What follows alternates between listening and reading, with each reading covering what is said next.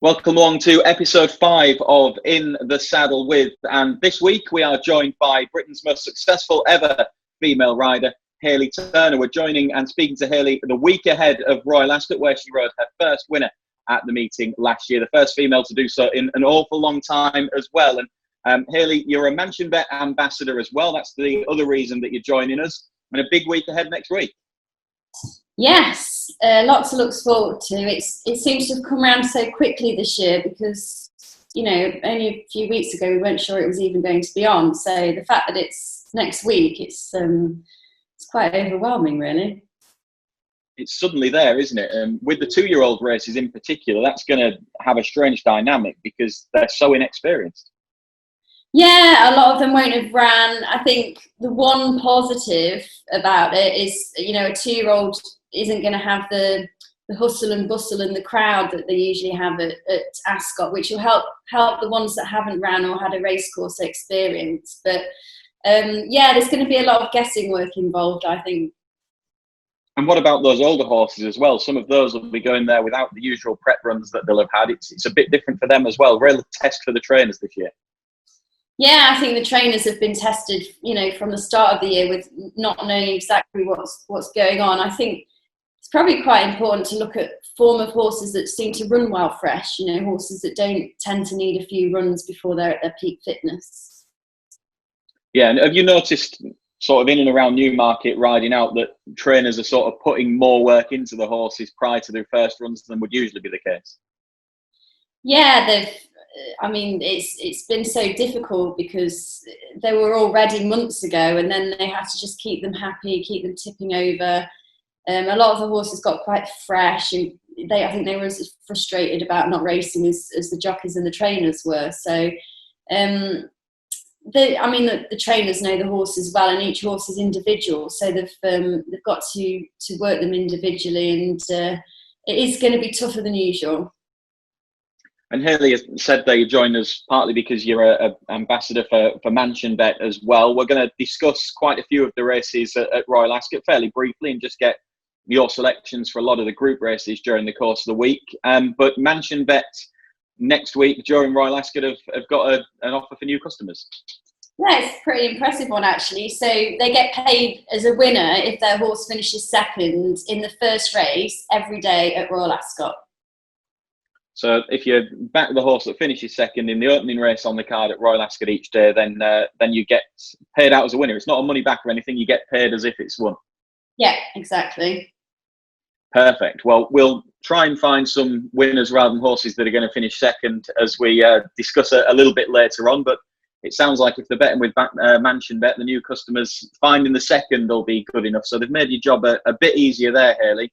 But your job, I suppose, has never been that easy in a sense because as a female jockey, yes, it had been done before, but no one had quite had the success that you managed to have. And you've basically been a pioneer. We just see loads of female riders coming through now. There's Holly Doyle in particular doing extremely well, but you get the sense that without you doing what you did, a lot of what's come after wouldn't have happened, I don't think. What do you think? Yeah, that's very kind to say so. I think at the time I didn't really think of myself as a female jockey because I was in the weighing room with the lads all the time and, they don't treat you any differently. So I think now I look back on what I've done and I probably appreciate it a bit more. And it's certainly a lot busier in the girls' changing rooms than it ever has been. And the standard of riding for the females has just risen so much compared to when I first started. So I'd like to think I had a little part of that, yeah. I think back in the day, it had been you, Kathy Gannon, Kirsty Milczarek, I suppose, that were the three that were kind of all around at the same time riding professionally. Is that right? Yeah, I think that was the first big wave of females sort of making their mark in racing, and a few of them have filtered out, but there's fresh ones coming in and more and more. I mean, you've obviously got Holly Doyle, but you've got Josephine Gordon as well, Nicola Curry. They're all riding regularly every day and making a good living out of it. Yeah, and also lots of young apprentices trying their hand. I think you're getting more females giving it a go as well. You're getting more of the girls that are going into yards and they're not just ending up as a work rider, they're having a go at their apprentice license, and probably more so than ever, I think. Yeah, I think as well as the girls having encouragement, having seen what can be done, I think it also, the trainers and the owners are more than happy to put a girl on now. I mean, I have to pay a lot of credit to Michael Bell, who was the one who, got me the rides, and the owners who supported me as well. And it's just set an example for all of these other trainers and owners to do the same. And that support that you got from the likes of Michael Bell, who you were apprentice to Michael Bell, weren't you? Yes, I was, yeah. Yeah, the support that you got from him and from other trainers enabled you to become champion apprentice early on in your career. How many seasons had you ridden before you won the apprentice championship? Well, I had my first ride when I was 17, and I actually had a winner then, but I was really, really bad. I watch the replay now and just cringe. So after I had my first winner, I actually went to America, and I got some experience over there. And I think as well as sort of when I was 17, I was quite weak. So I think it was a couple more years till I got my license out again and got stronger and, more experience. And so probably, I think it was about 5 years from when I started properly to being champion apprentice. So yeah, that definitely was the support of Michael Bell and other trainers. And I wasn't aware that you'd done that you had your first ride at 17 and then almost took a bit of a pause. I suppose with hindsight, it's easy to say that was the right thing to do. But if you hadn't have done that, and at 17 you'd have just kicked on and got a few rides, do you think that you'd have become known as a weak female apprentice rider that had the odd winner but wasn't very strong and probably not made the career you did? Yeah, I definitely didn't feel at the time that I was doing myself any justice. And also, when I became a professional jockey, Michael Bell was very good in the way that he didn't fire loads of good rides at me because I was only just professional, and I'm racing against Franca Dettori on level turns with no claim. And the first year out of my claim, I think I had about 30, 40 winners, which was a nice amount, but also, I'm not disappointing people. And then as years went on, I got more and more experienced and got better and better, therefore getting better rides. But I definitely think that was a good move from him to just hold me back slightly initially. Was that, so you're saying even after you'd ridden out your claim, your first year as a fully fledged rider, he was again sort of not putting you on all the fancied ones? Yeah, I think I still had room for improvement then. So I didn't want to get on horses and disappoint owners, and then looking at the bigger picture he was then for me. Do you think you've managed your career and your progress pretty well then? Yeah, definitely. With obviously the help of Michael Bell and Marcus Dragoning, as lots of other trainers that have supported me along the way. But yes, I think so. There wasn't a mad rush, and I sort of I got better and better, but it did take time. Yeah. What year were you champion apprentice? 2005, maybe. I don't know. You have to Google it. Did you share it that year with it Sell and Go then? Yes, I did. Yeah, it was so close. We were neck and neck for the last 2 weeks, and obviously it was all that was on my mind was being champion apprentice. So it was nice because obviously he was in the same boat, and it was nice to sort of win it together in the end.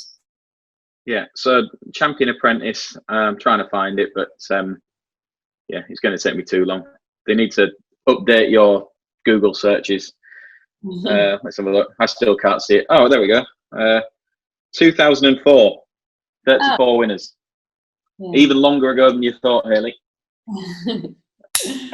And then it was a few years beyond that. So you said about not rushing.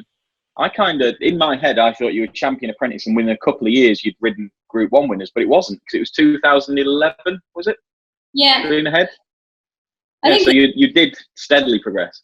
Yeah, and I found it even now is the momentum riding and keeping yourself, keeping it consistent, and it just builds up. It's not often I can swan off for the winter and come back and, suddenly bam, I'm into it. I kind of have to come back and build up my contacts, prove myself again, and then it gets going again.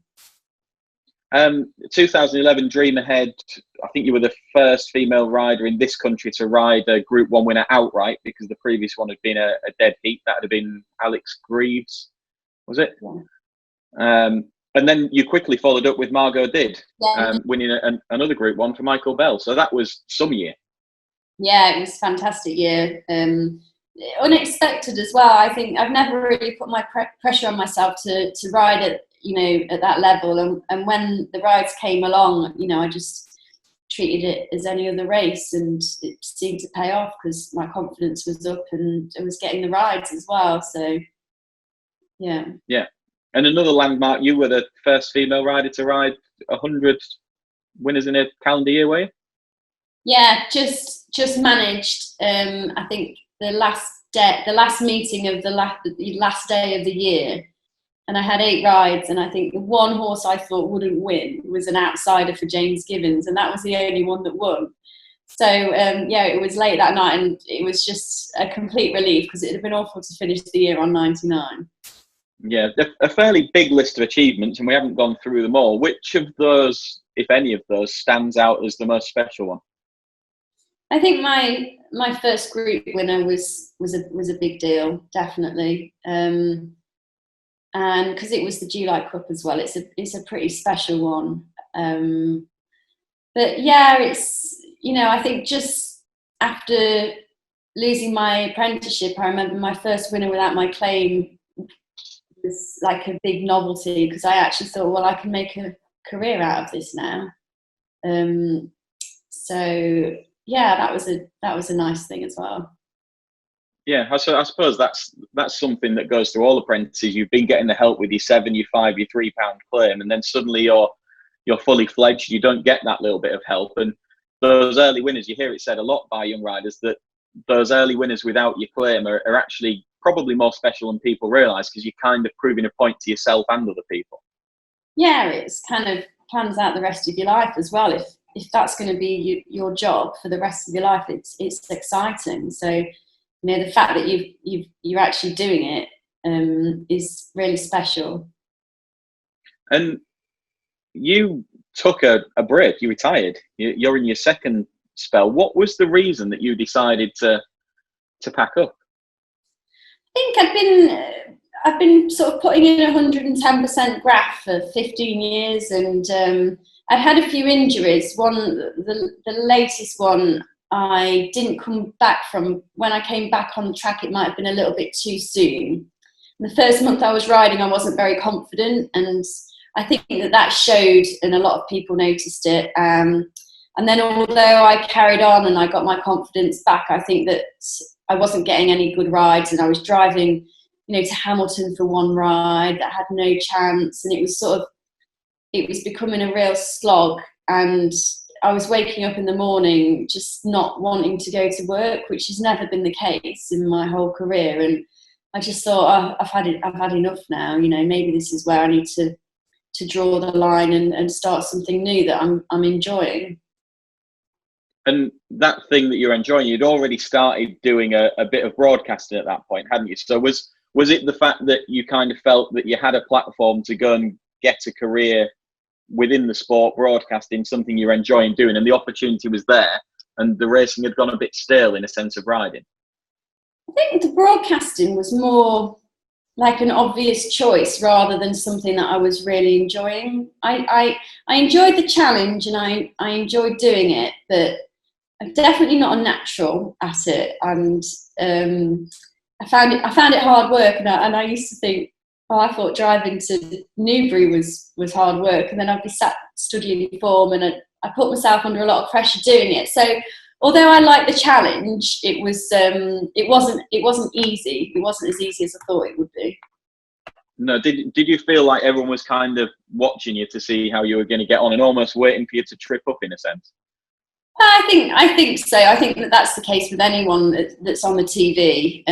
Even from what you say, or you pronounce the word wrong, or what you're wearing. There's always someone sat at home nitpicking, isn't there? So I mean that does. I've got quite thick skin. It doesn't bother me too much. And I have to say, when I got the job with ITV, it was a wonderful job because we all started at the same time. It was everybody that's there now. It was there from the first day, and everyone was learning together, and it was a new journey together, and that was a really nice experience.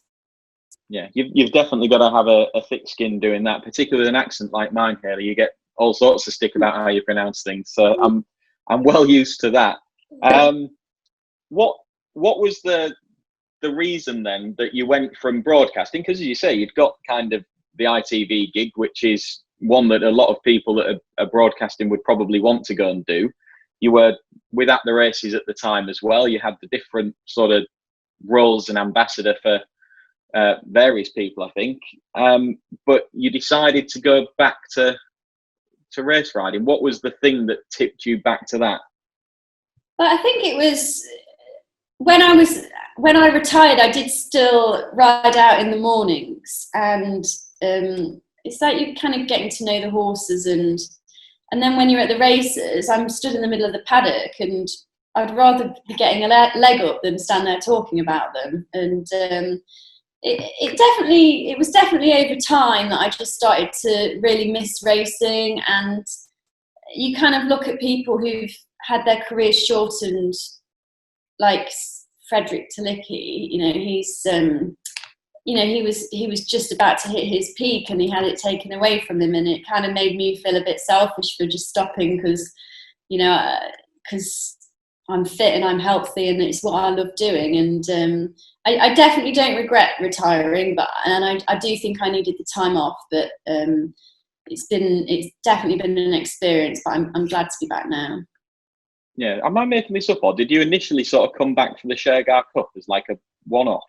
Yeah, that was a bit of a challenge because you have 5 races in one day, and obviously I had having never ridden, I had a couple of warm-up rides, and yeah, that was a fantastic day. The Shergar Cup's always my favourite day of the year. Sadly, it's not on this year because of the coronavirus, but it's that kind of got me thinking again, and then I had support. I went and had a chat with a few people. I think it was the excuse to actually come back was the claim that they were giving the girls in France. So I thought, this is a good way back in. So I went over to France and started over there. Yeah, I've forgotten about that. So you came back just for the Shergar Cup run. Did you ride a winner that year at the Shergar Cup? Yeah. So then you've basically got the bug back, haven't you? Yeah, basically. and then they're giving the most successful female rider that Britain's ever produced a £3 claim in France. So you thought, well, may as well, don't look a gift horse in the mouth kind of thing.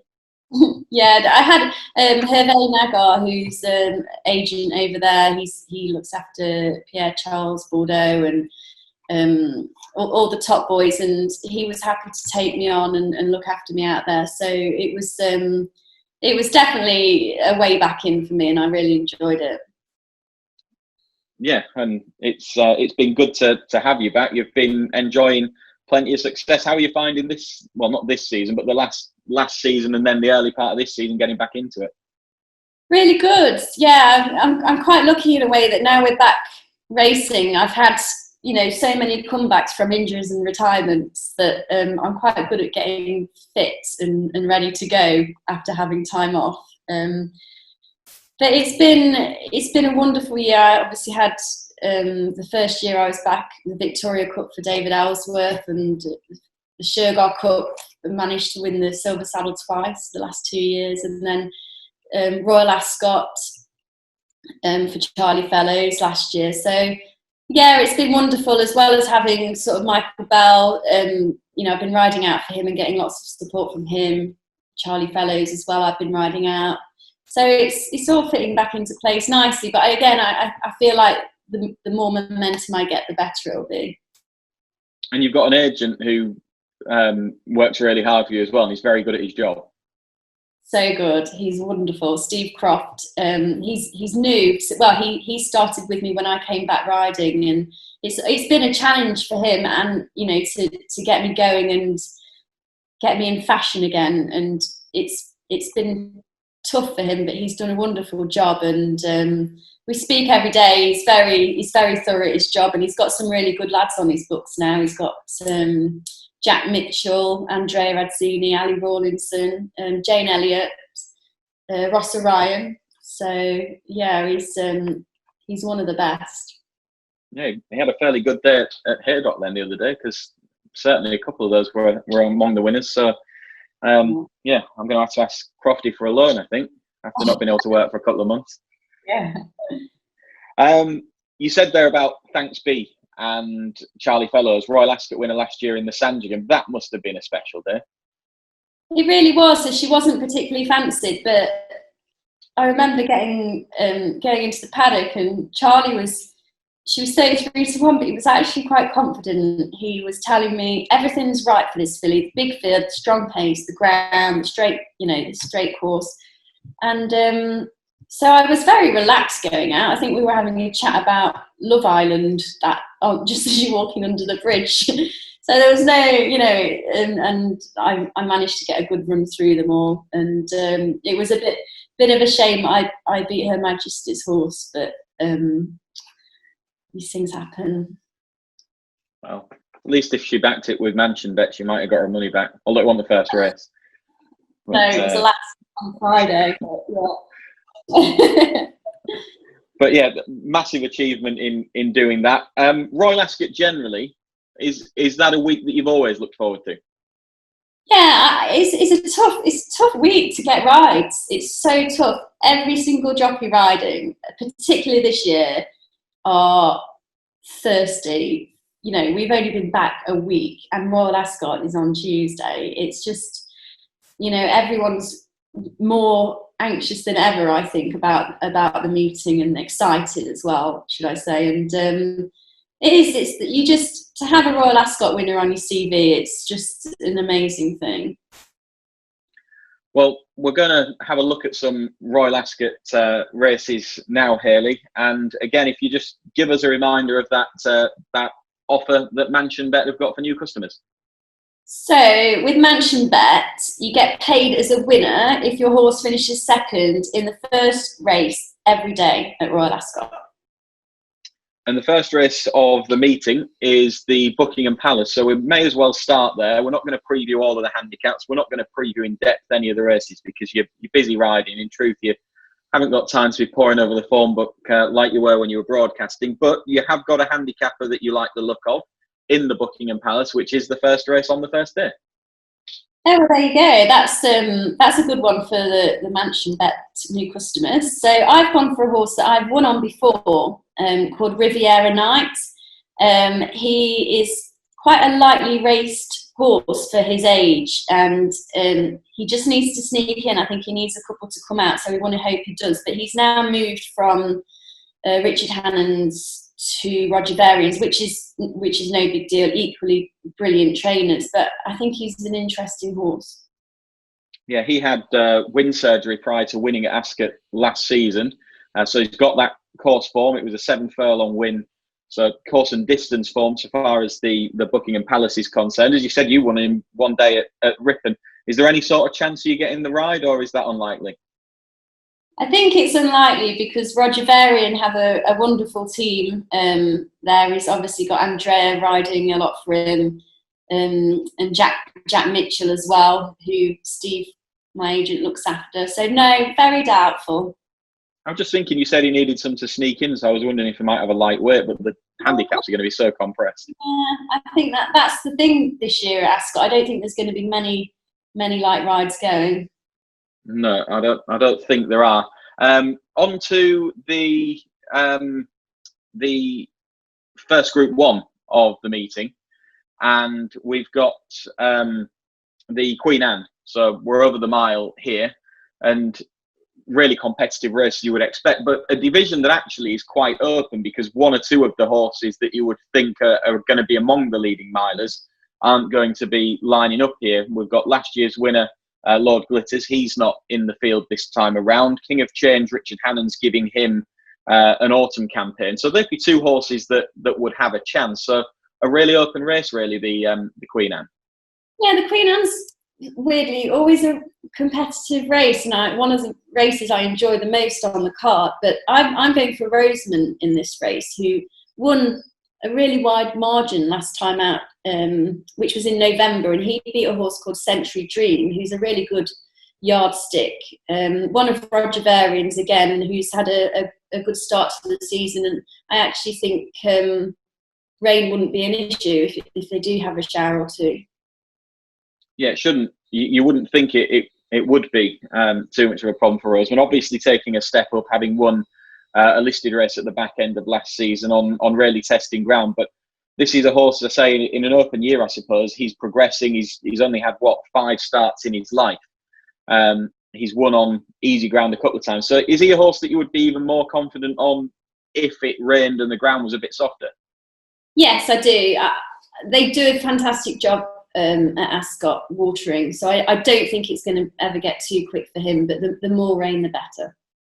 Yeah, the more rain the better. So that's Rosamond in the Queen Anne. Then we've got the Ribblesdale. That's also on the opening day of the meeting. This is a Group 2 event over 1.5 miles. This is for the 3-year-old fillies, this race, and lots of horses that are going to be starting out for the season. We don't really know how good they are. So what you're trying to pinpoint this year, actually quite a lot of the years in the Ribblesdale, is a horse that's got real potential. So what have you got your eye on here?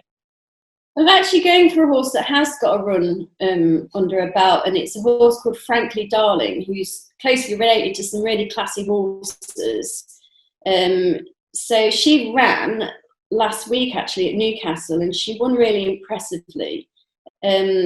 So I think that the extra couple of furlongs, looking at the race, looks like it's going to be in her favour, and she didn't seem to have an overly hard race. So she's my pick for that race. Yeah, quite an interesting one as well, because as you say, she had that recent run, so she's got the race fitness that a few of them haven't got. She's only had 2 starts in her life. That was the second of them. She won really impressively.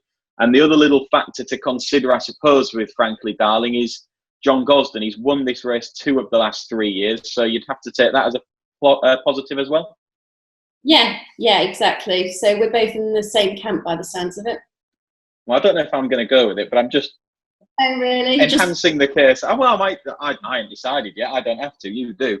I'm making those decisions. I'm actually doing each evening before the Royal meeting for the Winners' Enclosure. We'll be having a chat about the next day's racing. So I'm not tying myself down to anything just yet, Hayley. But that's what you're doing. I'm doing what? Sorry. Sitting on the fence. Exactly. I will stay firmly with splinters in my arse until the night before racing, I think. Let's move on to the next race. This is the King Edward VII. This is kind of like the Ribblesdale for the colts. Again, we've got 1.5 miles the trip for the 3-year-old colts, and similar comments applied. Loads of horses that are full of potential. Yeah, I've gone for Mogul in this race. So he overcame a tardy start last time he ran, which was at Newcastle last year, and it was the same race that the 2,000 Guineas winner this year was in. And Mogul's a family that Aidan O'Brien knows well. Obviously, he's the trainer. I think he's going to improve significantly for the longer trip. He might well end up being one of my fancies for the week. What about the King Stand? We've got the 5 furlong sprints in action here for a Group 1. Fast and Furious. Which of the speedsters do you think will come home in front? I'm going for the popular horse Batash, because his last run in Longchamp was disappointing, but you can forgive him for that because it was really soft ground. I think what's going to be massively in his favour is what I said earlier about being no crowd at Ascot, because he's a very buzzy horse and gets wound up very easily, and I think that's going to be a big positive for him. Yeah, good angle. I like the idea of that one. He actually did become a little bit more chilled out last year, didn't he? Yeah. But it's still something that you would normally worry about. And he did become more chilled out, but the Ascot paddock, I suppose, is like a bit of a cauldron, isn't it? Because it's all built up around the sides. Yeah, and then going out, you have to go under the bridge, and it's just jam-packed full of people, and it's certainly gets a few of them on edge. So he's unlikely to get worked up. Yeah, something that he doesn't have to overcome that might be a bit of a problem.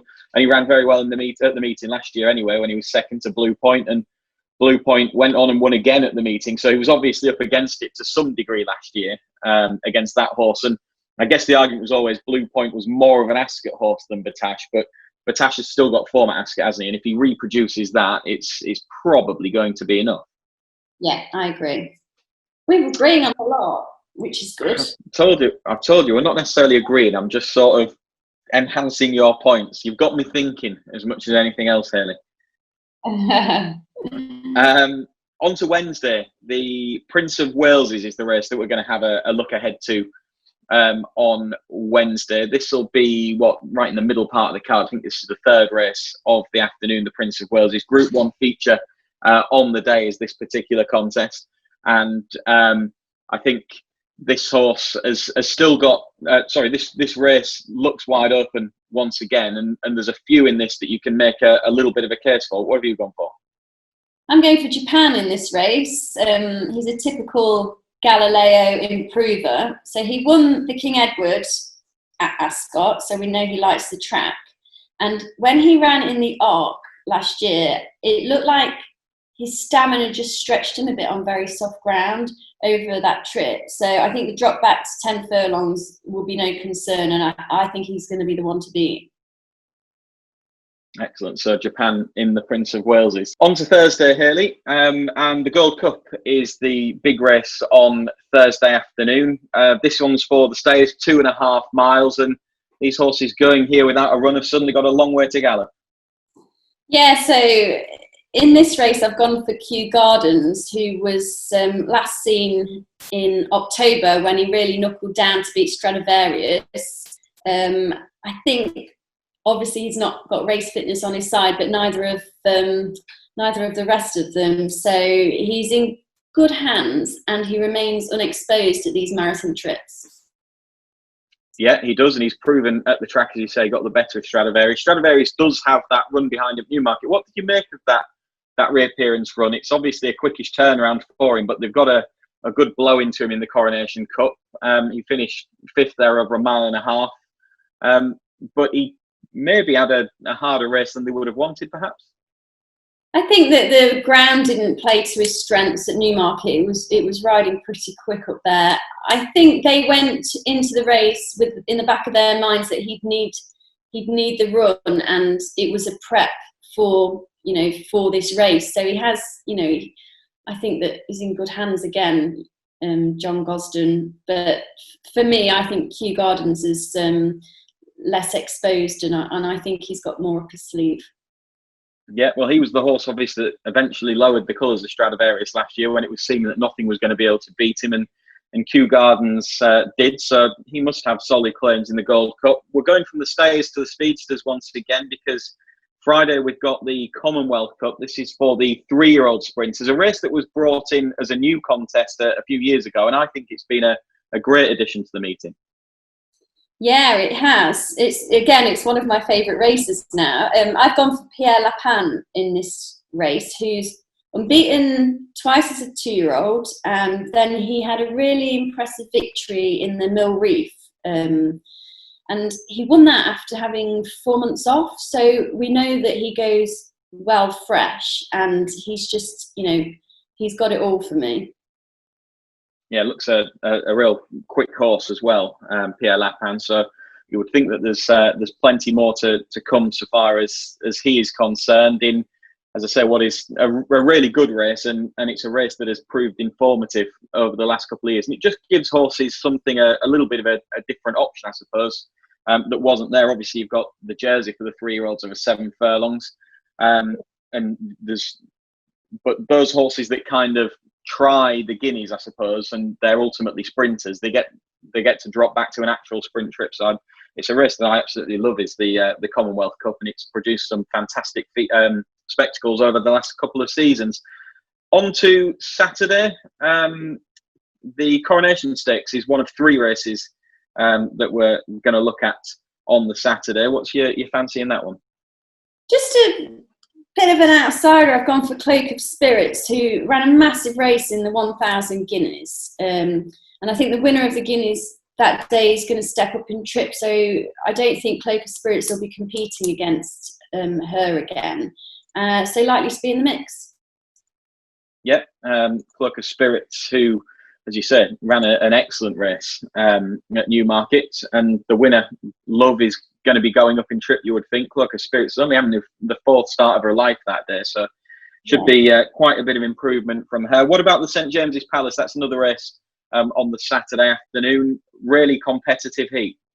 It is competitive, and actually I've gone for a horse that's not proven at that level yet. I've gone for Palace Pierre, who won really impressively at Newcastle, which was just a handicap, but he wasn't fully stretched that day to win the race. He didn't have a hard race. He's had a nice sort of blowout, clear of the lungs, and I actually think he can mix it at that level now.